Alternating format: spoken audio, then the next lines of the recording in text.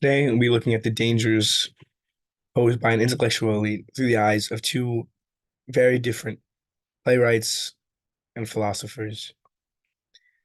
First, through the eyes of the ancient Greek comedic playwright Aristophanes, and second, from the French social contract thinker Jean Jacques Rousseau.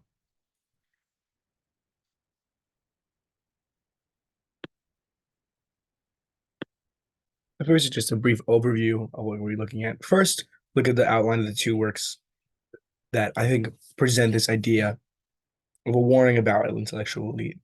The first is Aristophanes' The Clouds, and the second is Rousseau's First Discourse.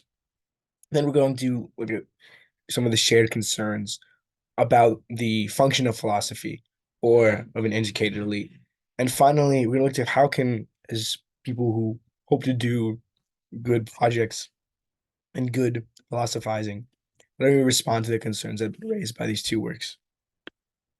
First off, a brief summary of The Clouds. So it's an ancient play that is known to ridicule the person character of Socrates. This is very different from the Socrates we'll see in Plato.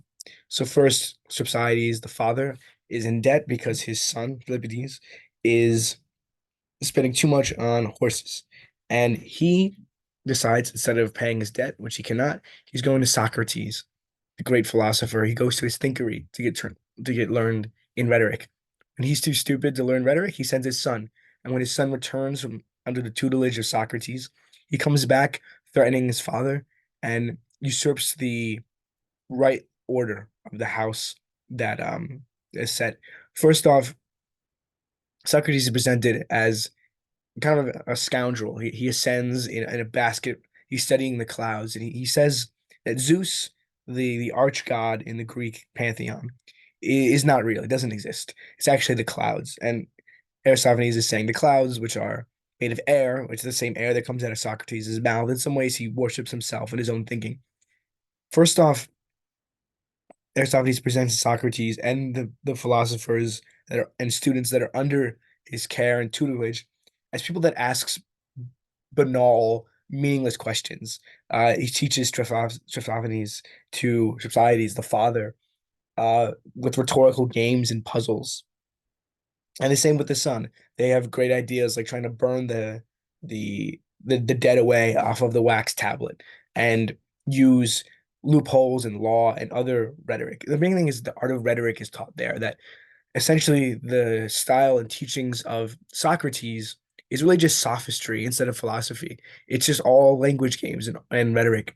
And simply put, Aristophanes thinks that philosophizing in the way that Socrates did and the way that he taught his students, teaches students is to be corrupt people that subvert religion, they subvert typical family roles and family values, and they're almost a danger to society, saying that Socrates is unmanaged and unfocused questioning of law, of rule, or of order, and of the gods themselves, disconnects them from the common people and puts himself above them, as philosophy essentially makes people into better trained sophists that will trick and confuse the common people.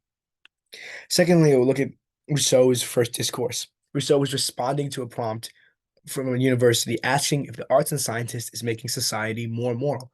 Rousseau then launches into a tirade and critique of the Enlightenment process of reason, particularly saying that society that advances in arts and sciences become decadent, they become luxurious, and they fail morally. He says that arts and sciences kind of create an elite that are obsessed with minute questions of uh, of rhetoric, of beauty, and of similar to Aristophanes. He says they pose questions that don't really matter to people.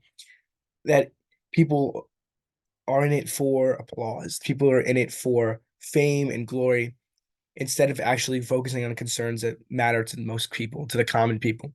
Essentially, they have very similar critiques that there will always be moral failings, and that a navel-gazing intellectual elite only makes society more decadent, less moral, and less connected to the roots, traditions of its society. So only some shared concerns. You see Socrates in the basket from the play there on the right. So both have a more conservative viewpoint, which is shocking coming from both of these, in The Birds, another play of Aristophanes, he has the birds take over Mount Olympus and overthrow Zeus. Obviously, not a man who's very concerned with traditional society. Same thing with Rousseau. Rousseau is one of a very classical, more liberal philosopher in the vein of Montaigne or Montesquieu, Voltaire, even though they had very big differences, the Voltaire and Rousseau. But they both have a kind of conservative viewpoint in this, that philosophy is a waste of time, peddling games that distract people from morality, from ethics, from religion, and from family. Philosophy, yeah, it's a waste of time. It's an art. It's all artifice in appearances. And they also row of a born of a very growing, what I was call an intellectual elite, or an elite that is obsessed with complex questions of art and science and philosophy, that disconnect themselves purposely from the people that they are lauding over, and are completely disconnected from the concerns of average people. And finally, they both kind of have an idea of, no matter how far society advances or thinks they're advanced, they're still the same people. People are always going to be people. They're always going to be flawed. They're always going to be selfish or stupid or ignorant. This is a critique that I think believe Rousseau really roots himself in Montaigne, but also the person of Socrates is both in these works. He's lampooned in the clouds, but in the first discourse, Rousseau uses him as a careful point to say that in the Apology, Plato's Apology, Socrates mentions that he went to those three groups of people, the leaders, the artisans, and the craftspeople, and they found them all ignorant. Found every person has failings in logic, failings in reason. That the project of reason and the project of creating society that is fundamentally founded on the reasonable and gentlemanly people is a society that's doomed to fail. Both these plays, both these works before this idea. Finally, how do we respond to this? So how do we philosophize without being elitist is a first concern, I would say. How do we keep in mind in our philosopher's chair, like David Hume mentioned, that we keep into account how normal and average people think? We can't make ourselves elite people. As philosophers, we need to think with the common people in mind. Also, how do we preserve heart with society? How do we ask questions that are not going to subvert laws or traditions, but are going to help enhance the society that we're for?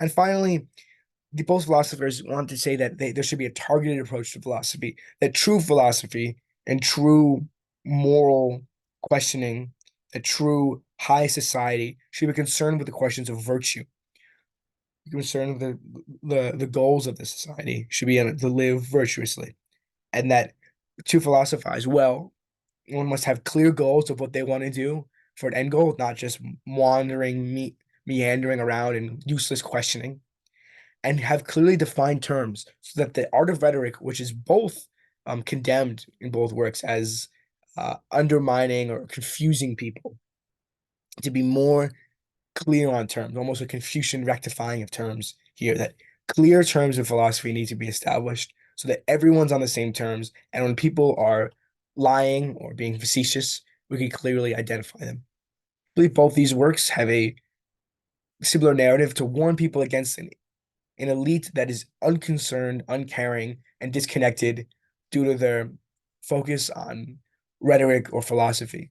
I think it's very important to, as time goes on and more philosophy is seen as a art with a bunch of people just sitting in a room thinking or talking or discussing, that it's important to keep in mind that philosophy should be rooted in real issues that people encounter in their everyday lives. And finally, here with the works cited in the muse, I hope that this presentation was of some use, that we continue to ask good questions in philosophy and keep our heads out of the clouds. Thank you.